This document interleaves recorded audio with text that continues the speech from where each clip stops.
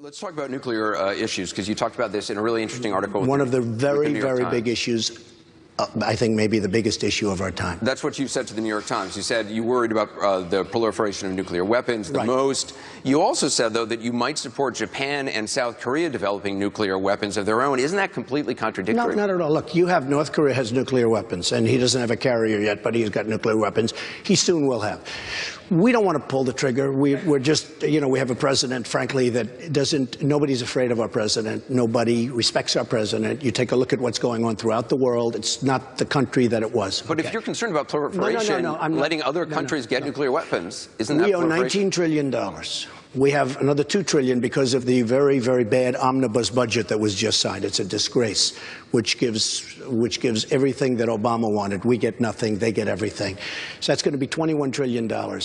We are supporting nations now militarily. We are supporting nations like Saudi Arabia, which was making during the good oil days, which was a year ago. Now they're making less, but still a lot, $1 billion a day.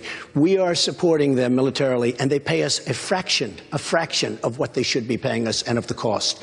We are supporting Japan. Most people didn't even know that. Most people didn't know that we are taking care of Japan's military needs. We're supporting Japan. But it's been we're supporting, excuse me, we're supporting Germany. We're supporting South Korea. I order thousands of television sets because I am in the real estate business, you know, my other life. Okay? It's been a U.S. policy, though, for decades to prevent Japan from getting nuclear weapons. That might be a policy, but South maybe, Korea as well. Can I be honest with you? Maybe it's going to have to be time to change because so many people, you have Pakistan has it, you have China has it, you have so many other countries now having it. So some proliferation is okay? No, not some. I hate proliferation. I hate nuclear more than any. My uncle was a professor at MIT, used to tell me about nuclear, used to tell me about the problem. That's contradictory about Japan and South Korea. At some point, how many countries have it? Iran is going to have it with one of the worst. Excuse me, one of the dumbest deals I've ever seen signed ever by anybody. Iran is going to have it within 10 years. Iran is going to have it. I thought it was a very good interview. So you have no problem with Japan, South Korea having nuclear weapons? At some point, we have to say, you know what? We're better off if Japan protects itself against this maniac in North Korea. We're better off, frankly, if South Korea is going to start to protect itself. Saudi Arabia, nuclear weapons? Saudi Arabia, absolutely. You would be fine with them having nuclear weapons? No, not nuclear weapons, but they have to protect themselves or they have to pay us. Here's the thing. With Japan, they have to pay us or we have to let them protect themselves. So, but if you say to Japan, yes, it's fine, you get nuclear weapons, South Korea, you as well, and Saudi Arabia says we want them too. Can I be honest with you? It's going to happen anyway. It's going to happen anyway. It's only a question of time. They're going to start having them, or we have to get rid of them entirely.